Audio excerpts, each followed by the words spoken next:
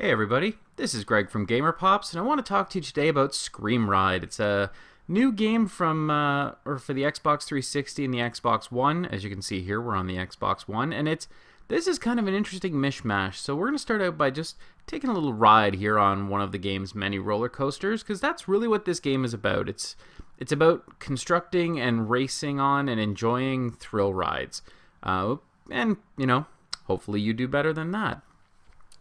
So, here in Screamride, you're working for Screamworks, which is the world's preeminent builder of just extreme, death-defying, ridiculous roller coasters and amusement park attractions. Through the different game modes, you'll build, you'll destroy, you'll race, you'll build and race and destroy some more. If that kind of gameplay sounds appealing to you and your family, there's something to like about this. It wasn't really for me though. Even my kids, they kind of enjoyed watching, as you could see before, some of the extreme crashing, and I'm feeling it's going to happen again at these speeds. But, in terms of the other pieces, there just wasn't enough to hold my attention over the long term. There are, in here we're going to show you the one of the other modes, which is where you get to fling things at buildings to try and cause chain reaction destructions. Plays a lot like a three-dimensional Angry Birds, but the problem is it doesn't quite have the charm or the diversity of levels, and obviously, and working in 3 dimensions makes it a lot more challenging to kind of aim and hit, and the level of difficulty is there, but I would say Angry Birds had a lot of difficulty as well, but it also was much more accessible. This game, as you can see here, as I've now toppled that structure, which is causing a chain reaction, which is going to cause even more destruction. It's got something going on here, which is kind of fun, but I don't know, I almost felt too like watching these buildings collapse was just a little off-putting.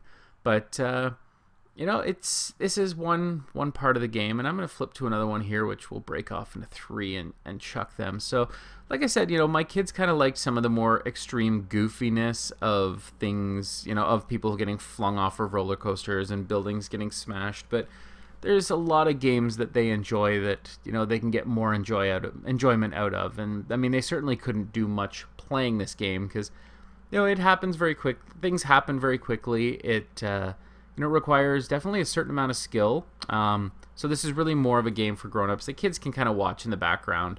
Ultimately it's ragdoll physics once people get launched out of the roller coaster cars or the buildings are getting knocked down.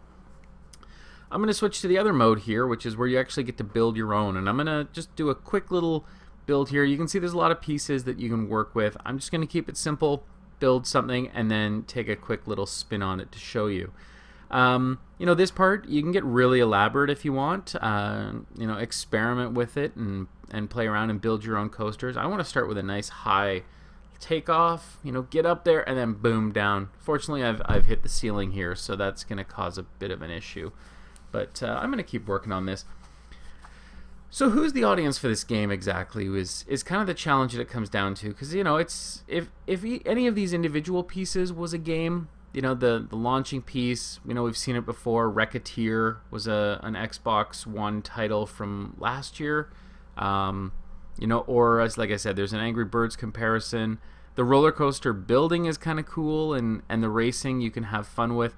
The only problem is, I guess you have to be a roller coaster person first and foremost, and that's never really been my thing. But, the point of a roller coaster is to enjoy the thrill ride, and I'll be honest, I never found the riding in this game all that thrilling, and I think a big piece of that is because, you're holding on for dear life, which is pretty much the textbook wrong way to design a roller coaster. It should be thrilling and, make you feel like you're defying death, but not actually getting you killed, and I have a feeling you're going to see that as we will set out to test my roller coaster. We're going to climb, and I did a few things after the edit there. We're going to climb. The tension's building because something's going to happen. And you can see we can kind of rock back and forth. And if you rock too far, you're going to roll right off the edge. But if you can hold it, like right there, yep, there it is, you'll earn points. And that's what it's really all about. You'll see that rating in the top corner. You want to get as many points as you can on all of your any level. And yeah, I didn't do so well there. So, this is a game about thrill rides and destruction, but for me, I think I'm going to look to find my thrills elsewhere. You can look for Screamride, though, on your Xbox One or your Xbox 360, and if you like what you've seen, hopefully you'll enjoy the game more than I did. Thanks for checking us out.